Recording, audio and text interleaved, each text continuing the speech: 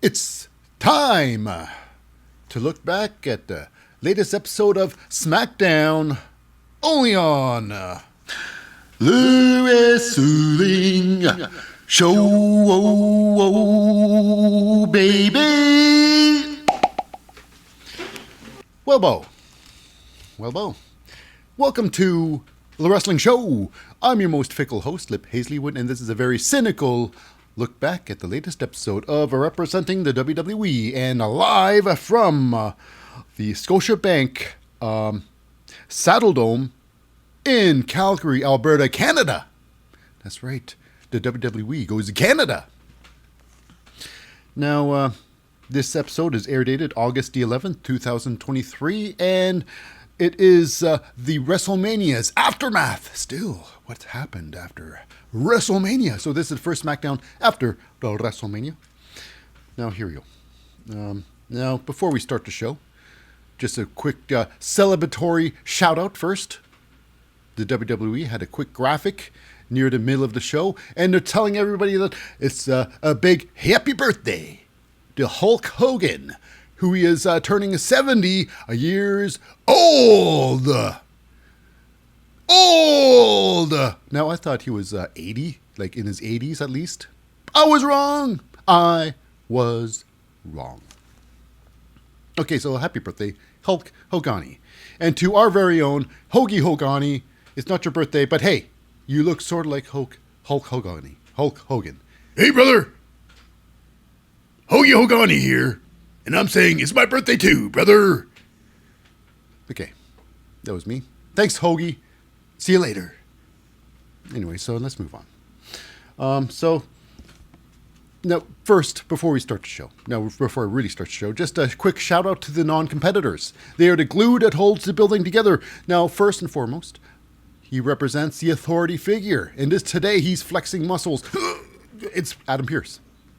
And then now, getting all the pre-match interviews and all the backstage interviews, they are the team of Caleb Braxton and Kathy Kelly.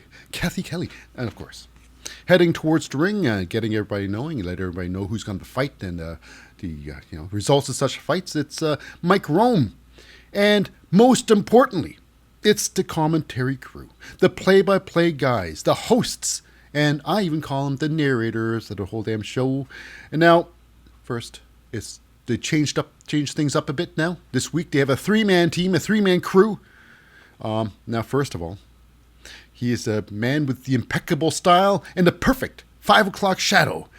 He is the very reliable Corey Graves. That's right. And next to Corey Graves, he refers to him as KP, but we all know him as a very enthusiastic Kevin Patrick. And finally, the longtime veteran of over 25 years, well over 25 years, and still going strong, and still doing double duty. Not going anywhere because it's Michael Cole. Michael Cole. You gotta say it like that. Cole. Now, without any further ado-s, let's get on with the show. And yeah, it's quite the big show today. Big. Now, here we go. Actually, it's just 4 big matches on the show tonight, because they're in Canada. When you're in Canada, they have trouble getting people into Canada.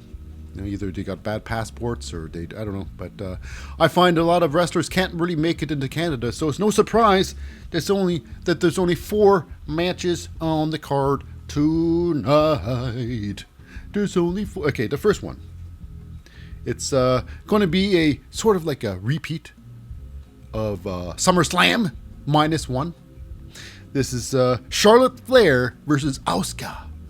2 of the 3 losers at SummerSlam. Now I say 2 out of 3 because all 3 of them really lost, even though Bianca Belair won. She became the champion at SummerSlam, but also she lost the championship at SummerSlam too, because of the Money in the Bank cash-in by Io Sky. Now, what about this match? Now, this match here was 5.5 minutes. Charlotte Flair, I believe she's one hell of an athlete, natural athlete, gifted. She's got a great look, and her gear is always changing up. It doesn't really matter. But what about this match? What's going on? Asuka and Charlotte. Could there be a winner in this match? I'm thinking, I don't know. Who's going to possibly win this match? I mean, what's going on with this? But this was a pretty good match. Okay, this match was divided in two sections here. The first part, Asuka was taking over. She was beating up some, Charlotte Flair, chucking around. Now, Charlotte took some good bumps. She was on top rope. She gets pulled off. She got a hair beel. She gets grabbed by the hair and thrown off the top rope. Take a good old front bump off the top rope. Charlotte turns things around. She does turn things around. She gets a nice, she uses ropes as she springs herself over the top rope. She slingshots herself over the top rope and splashes Asuka, throws it inside the ring again, and goes to the top rope with a huge high cross body press. From the heavens above, I would say even Montez Ford would approve of this Charlotte Flair high cross body from the top rope. It was really nice. Beautiful. What we all expect Charlotte Flair is capable of doing. The heights she can go in this match. It's no doubt. No diggity dog. Now, this is what I think. Now, in this match here, Charlotte Flair's got this front cartwheel clothesline. Got front here clothesline. She's got to take that out of her game. It's pretty lame. She's got to change that. She's got to develop that buckshot lariat. If Charlotte Flair gets the buckshot lariat off, my. It would be a thing of beauty. I'll tell you what. If anybody can do it, it would be Charlotte. Anyways, now in a match here, Charlotte's owning Asuka. Hits her with one hell of a spear. Charlotte also. I mean, if she does a spear, if she's a new spear person, I mean, she does it so good. This could literally be the thing. Your finisher, rather than a figure 8, which is it's fancy, but not brutal like the spear. She does a vicious spear. I think she should do some variations of the spear. Okay, anyways, now the match goes on. After the big old spear, Charlotte goes for the the figure 8, and then hit that damage control music, and all three of them come down to the ring. It's one good thing came out of this. We get to see the sexiest woman of SmackDown, Bayley, shows up, then leader of the damage control, with your champion, the SmackDown champion, Io Sky, and Dakota Kai, meekly walking behind them. Me. That's right. I don't know even why she was there. So, inside the match here, it's Bayley and Io Sky. They take a victory lap around the ring there. Bayley ends up climbing onto the ropes there, onto the ring apron, outside the ring, but on the ring, and the fights, they're scuffling inside the ring. It doesn't really matter what's going on with Charlotte and Asuka. It doesn't matter anymore. They're just scuffling back and forth. It's just time filler for what's actually happening around them. So Bayley hops on the ring apron there, and and the referee's really doing not much there. Charlotte then tries to swing at Bayley, who's just standing there minding her own business, even though she was on the ring apron. They fight on until, of course, it's Io Sky who decides to jump in and do a double drop kick on Asuka and Charlotte, putting an end to the match. So yeah, no one won the match. I think they're just going to have another triple threat later on. It's going to be Charlotte, obviously, Asuka, obviously, and Io Sky with that belt. So yeah, another triple threat. But after the big drop kick, it's the most sexiest person in SmackDown, Bayley, and Io Sky with a beatdown of Charlotte and Asuka, and nowhere involved in this whole thing, helping out, is Dakota Kai. Nah, don't get Dakota Kai, we'll see. Don't know why I did that accent. But yeah, so that's it for that. I couldn't believe it. So, triple threat match coming up, maybe. But as of now, we go to Caleb Braxton with a post-match interview, or pre-match interview, not after the match, before the match, pre-match interview, with Santos Escobar. Now, he's got this match coming up with, it's a title match, a United States Championship match against probably one of the greatest athletes right now. Future Hall of Famer for sure. great mic skills. It's Austin Theory. Austin Theory.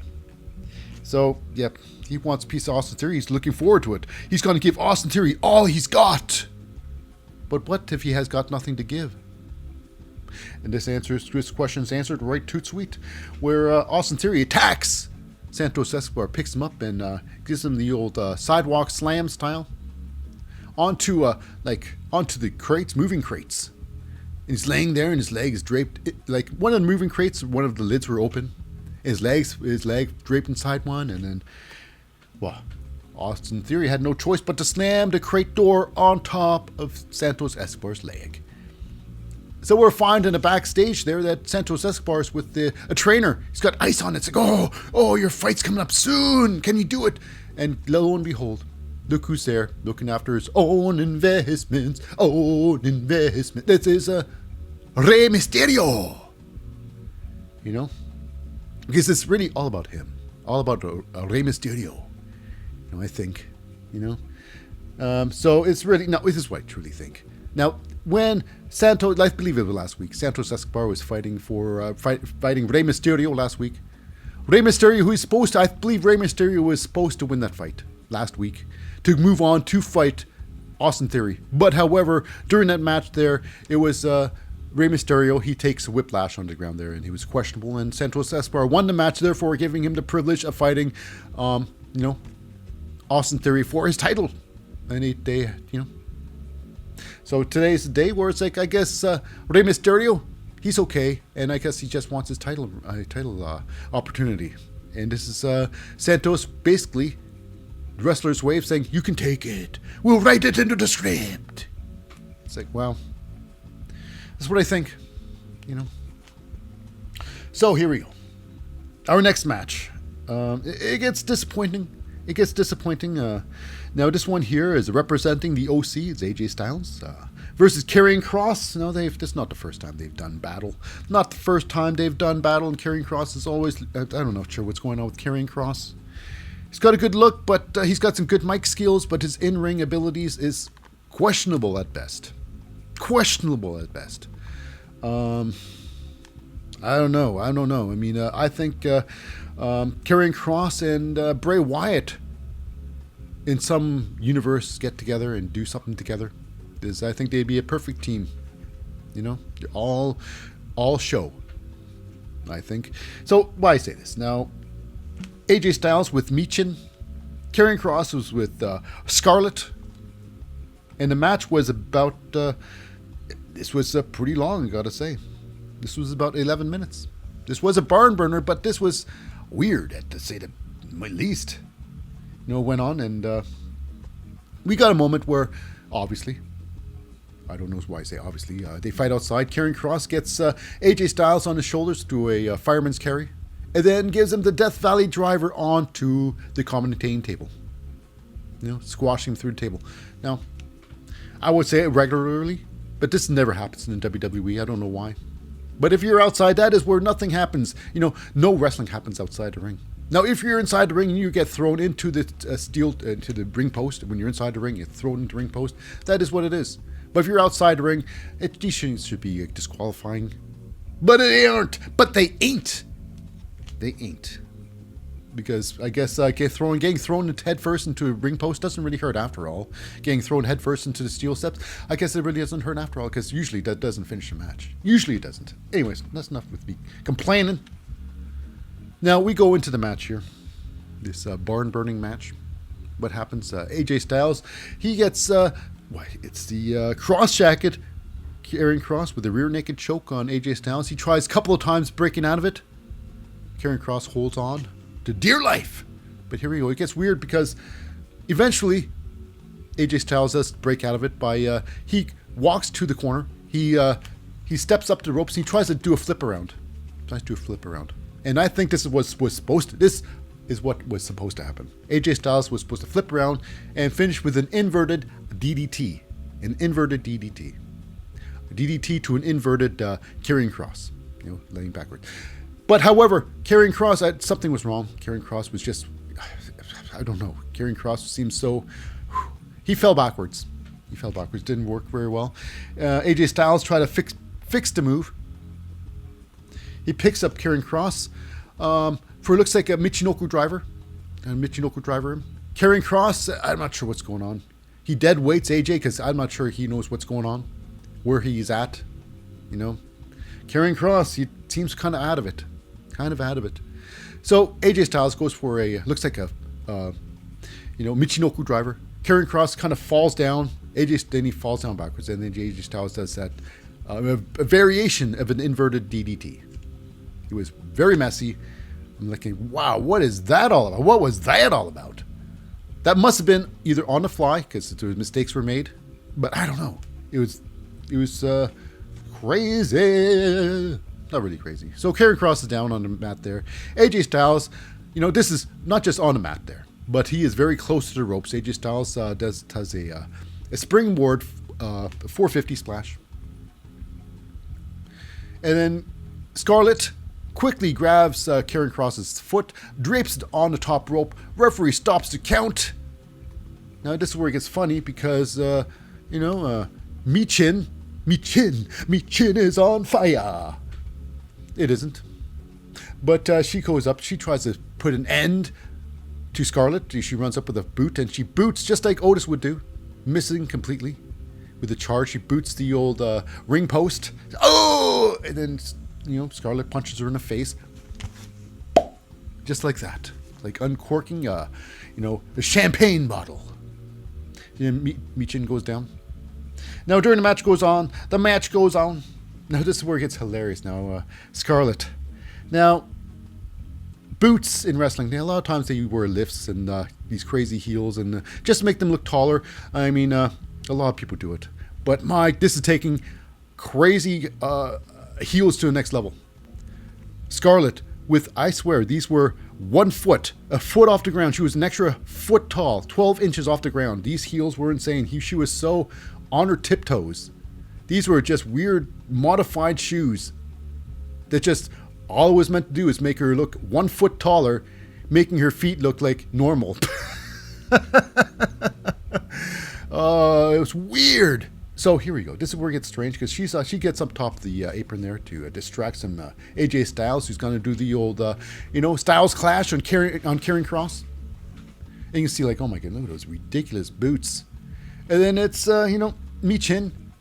She pulls, I guess, Scarlett off the top, and she's not going to take a bump with those shoes on. Are you kidding me? She can sprain her damn ankle. She can break her damn leg. So ridiculous. I gotta say. This is nonsense, what she's wearing. At least wear like what Zelina Vega wears when she wants to look taller. Just these really crazy tall sneakers. So, Michin pulls her off. She gets off the ring apron there, and she gets thrown over top of the commentating table. Humo! That's right. While in the ring, Karrion Kross and AJ Styles, they start battling it out some more. So they're scuffling in the ring. AJ Styles gets Karrion Kross into the Pele kick, kicks him right in the head. And then one Styles Clash later, it's over. 11 minutes. It happened. It seems like this whole Alberta thing, it's all like throwaway matches. Yeah, well, it's in Canada. No one's here. Whatever. Canadians love us no matter what. We're barely here. They respect us just for being here. This match was like that throwaway match. So we go backstage. It's with Kayla Braxton. What's that? She's Kathy Kelly with an update with Santos Escobar. And then we have ourselves Austin Theory. He wants to know if he's okay. How's Buddy doing? And then it's Rey Mysterio. He's all upset, gets in his face and whatnot. Okay, so next. We go into the ring with a little bit of the Edge. With an in-ring promo there. And he's here only for one thing. He's in Calgary, Alberta for one thing only. And it's to set a match up for Toronto next week. That's right. And he wants, of course, Sheamus of the Brawling Brutes. Now, of course, I guess he's got a lot of respect for Sheamus. He gives Sheamus kudos for, in fact, bringing him back, giving him the inspiration to come back to wrestling in the first place. So yeah, so he has a lot to do. Sheamus got his workout videos, and him and Shamey Shame did a lot together, worked out, and they were like not just not just co-workers, but they were friends. And not just friends, they were even family. So they were super, super duper close.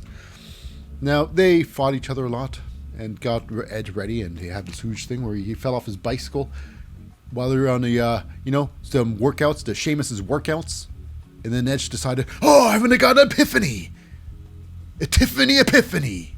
Not really a Tiffany epiphany, but an epiphany nevertheless. And he thinks, you know what, I think I can do it. So when he challenged is Sheamus. So the Brawling Brutes come in there, Rich and Butch come out there just to flank Shamey Shame. And Sheamus, of course, he's got his own story with the Edge. Starting out in the business. I've never had anybody. They all give me the cold shoulder. Okay, he sounded nothing like that. But the only person that gave, Sheamus acknowledgement, the only person who acknowledged Sheamus and gave him words of advice that stuck him with today. That the only reason why he is here today is because of Edge.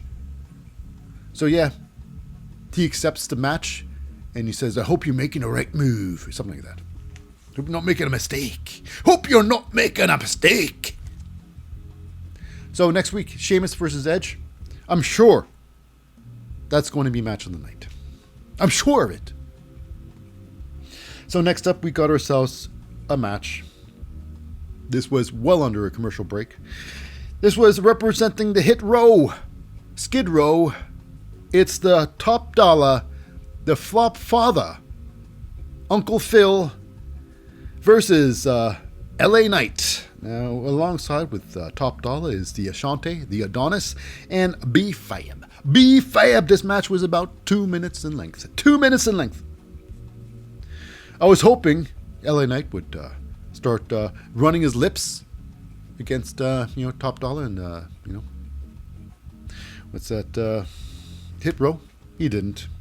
Now, here's where it gets hilarious. Kevin Patrick calls LA Knight Lacocious.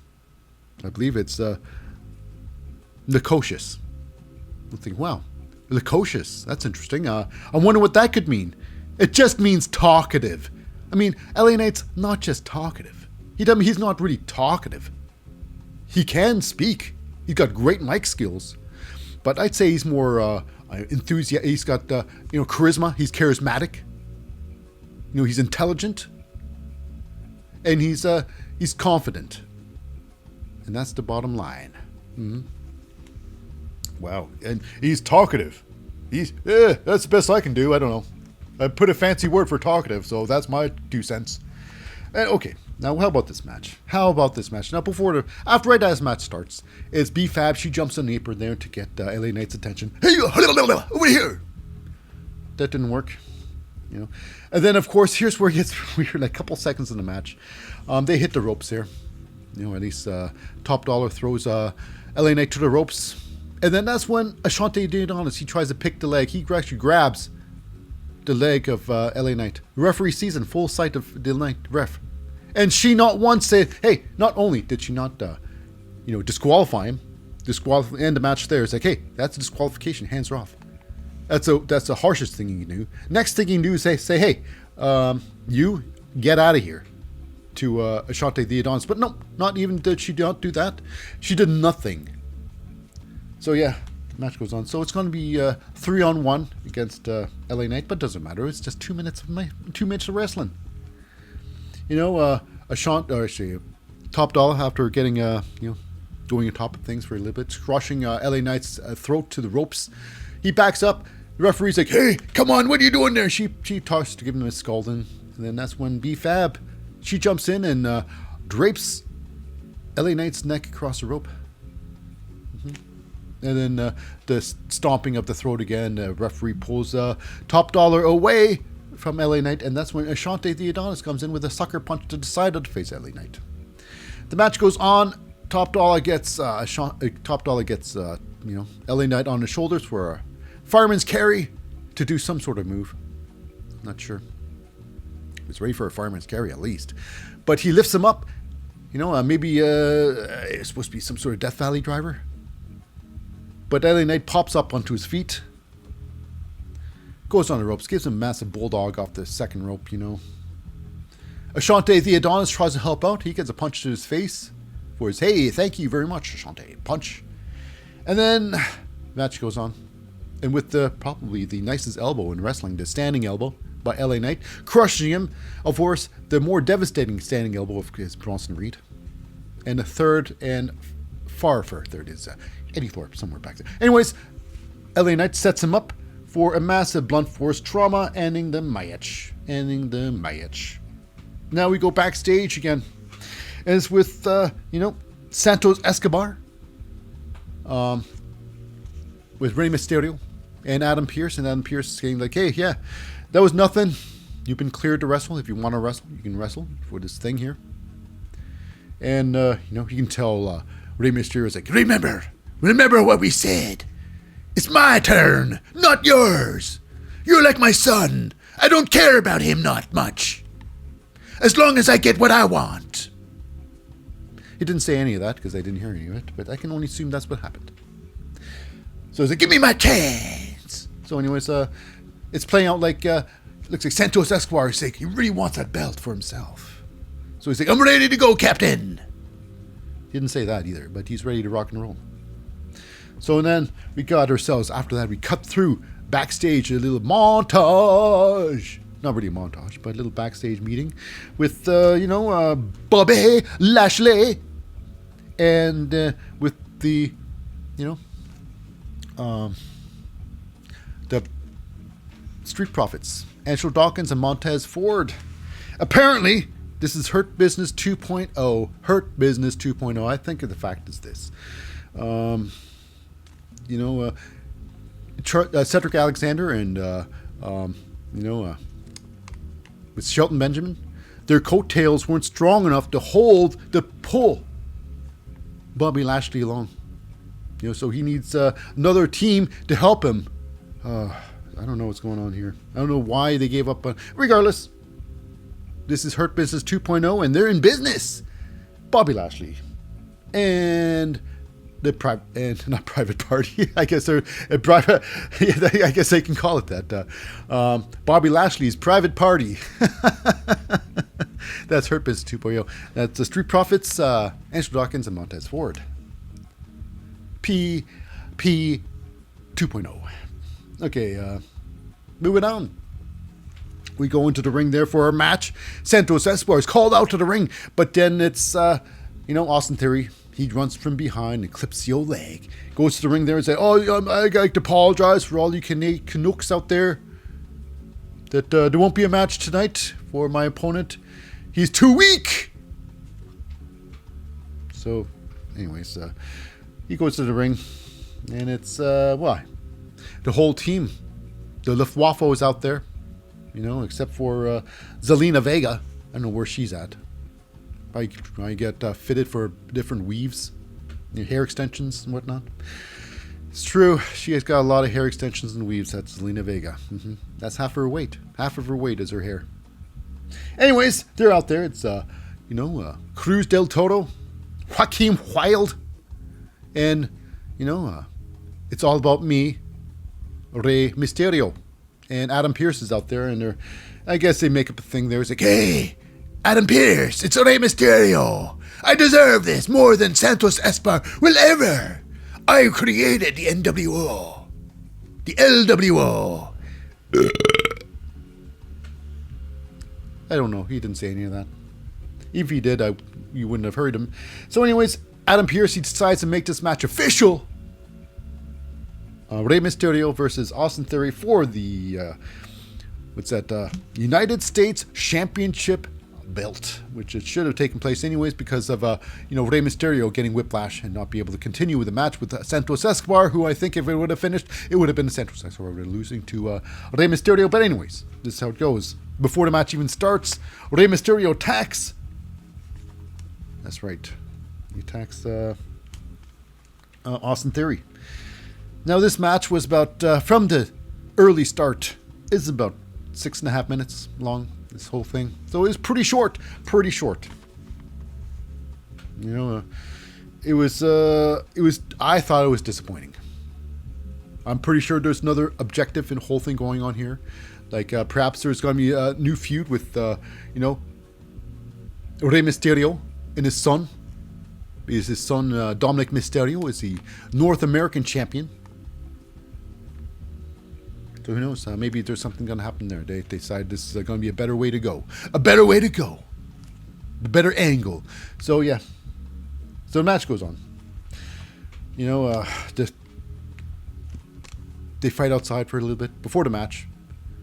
Rey Mysterio, he jumps. He goes for a massive scissors. He tries he scissors Austin Theory's face right like that. And then, you know, the old Hurricanrana. The head scissors do the face scissors to the Hurricanrana. It's true. All that happened. Now, here we go. The match was pretty much one-sided. Pretty much one-sided. All Rey Mysterio. Now, we'll go right to the end here. Because it wasn't very fat. It wasn't very long. Rey Mysterio goes for a massive 619 onto the back, the spine of Austin Theory. And Austin Theory, he's thick muscle. This guy's a workout king. In real life, that wouldn't even phase him, not 1 second. That little kick with a little man like that, kicking Austin Theory. In real life, no way, nothing. But apparently, this knocked a couple of discs out of alignment. So bad, so terrible. And then he tries to do it again. Austin Theory goes to the other side of the ropes. He goes for a 619. Austin Theory catches him. Oh, in 619, mid 619, because he's facing this time. And, you know, Rey Mysterio is so tiny. And he picks him up over to his shoulders for a, you know, A-Town down. The, you know, the knockout blow. But however, he gets this tiny Rey Mysterio on his shoulders. And his back can't take it. Oh! Those slip discs! And then Rey Mysterio ends up drop kicking him face first into the ropes, 619ing him in the face. And then with the slingshot splash. 1, 2, 3. That's right. That's right. This match was, it happened. I was depressed. I know. Yeah, I drank a cup of my own tears when I saw that. It was depressing. And what made it worse, that was the match of the night. I mean, not match of the night. That was the main event match. So the rest of this, just going to be like 20 minutes of, you know, bloodline. So yeah, after that big thing, Rey Mysterio wins the championship belt. And out there celebrating with him is Cruz del Toro, Joaquin Wilde, and, you know, Santos Escobar. Just so proud that, hey, I'm glad somebody's champion. It should have been me. But it's you. I don't know. But something happened there. But looks like LWO has got their first championship belt as a team in main roster. Moving on. And we go for ourselves a little bit of the Roman Reigns, Paul Heyman, Solo Sikoa. And they're out there, and of course, they take their god-awful time. Because what else is there to do? You know, I think pretty much everyone's getting close to over this whole bloodline story. So Roman Reigns, Roman Reigns proved once and for good that, you know, he can't defend a title cleanly on his own. He clearly needs help defending that title. Roman Reigns, is he... it seems like he's pretty rubbish champion to me. I mean, he can't do it on his own. He proved that he cannot do it on his own, because at SummerSlam, not only did Solo Sikoa try to help, but Jimmy Uso also helped out big time to help Roman Reigns win the whole match. Now, first thing Roman Reigns did was say, where's Jimmy Uso? Where's Jimmy? Paul Heyman, wise man, where's Jimmy? Where's Jimmy? Paul Heyman's like, yeah, we talked earlier. It got salty. He was salty with me. He's a little bit salty. Little saltine crackers are delicious with some, you know, cheese whiz. Got personality. Anyways, so it's that Jimmy Uso. He finds his way into the ring there. And he says, I didn't do it for you. And Roman Reigns is saying that, hey, listen, I owe you one big. What do you want? You want new cars? You want a boat? You want to forget a boat? You want a yacht? What do you want? And Jey Uso was like, I don't want nothing from you. I don't want nothing from you. Nothing. Nothing. So I don't know what's going on. Jimmy Uso. It's getting strange. Getting strange. And then with that, we got ourselves Jey Uso comes to the ring there. He's all mad because, like, you know what? He came this close, and my fingers are inch apart, saying that close for becoming the new, not just tribal chief, but world champion, or the other way around, world champion and tribal chief. But it was Jimmy Uso coming in and saving the day, and it came down to this excuse. His excuse was he done it out of love. Out of love. Because if you become too important, you forget your brother. If you become tribal chief, you forget that I exist. Wah. So he kicked him in the face because he loves him. You can't be tribal chief. Your weak brain can't handle being tribal chief. You become corrupt. You become an egotistical, lying, manipulative asshole, just like Roman Reigns.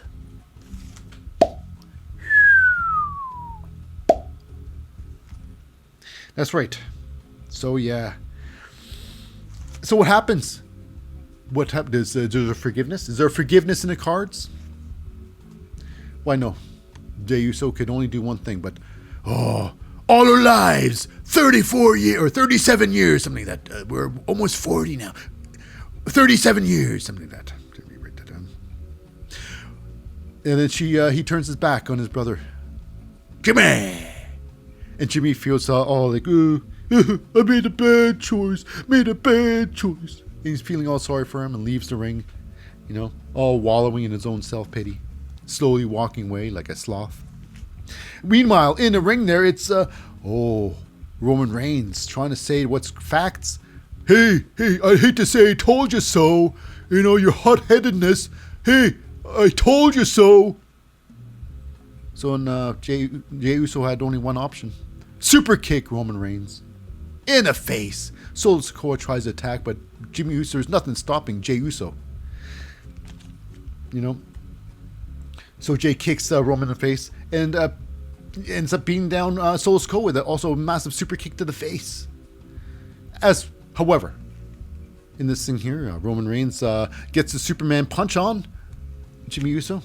He sets up for the big old spear. And you see a two-shot of Roman Reigns getting ready for a spear and Jey Uso, or should I say Jimmy Uso, wallowing in his pity, walking backstage still. You're thinking, what's going to happen? Will he turn around? Will he save his brother? Will he save face with his brother in his relationship?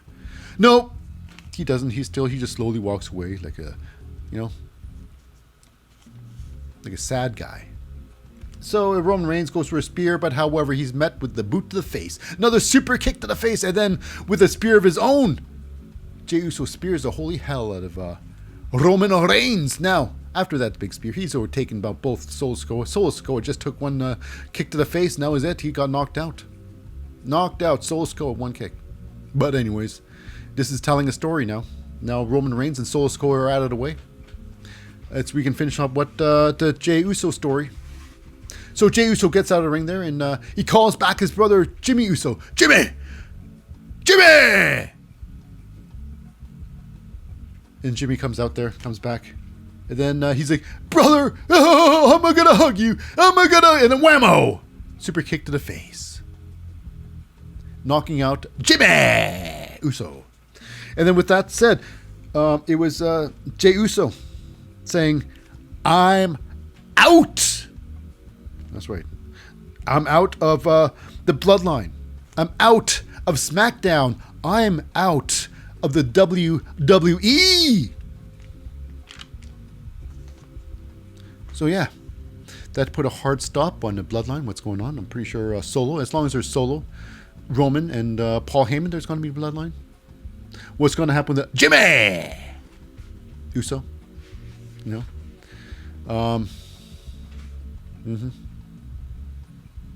Perhaps there's still an opportunity for him being the right-hand man of Roman Reigns. After all, the Usos, I guess, are now officially Dunzo. And, out walks Jey Uso as a fan outside as he walked through the crowd and out the front door, and not through the locker room area. Yep. Anyways, yeah, that does wrap it up with this entire episode of SmackDown, and includes the wrestling show. It concludes the wrestling show. Now, if you've stuck around, now if you're a podcast listener and stuck around for the whole show, this was a long one today. I'll let you know that I would like to let you know that I hold a very special place in my heart just for you and for everybody, including YouTube. This does wrap it up, and I'll see you on another show. I've been your most fickle host, Lip Hazlewood, saying, see you next time.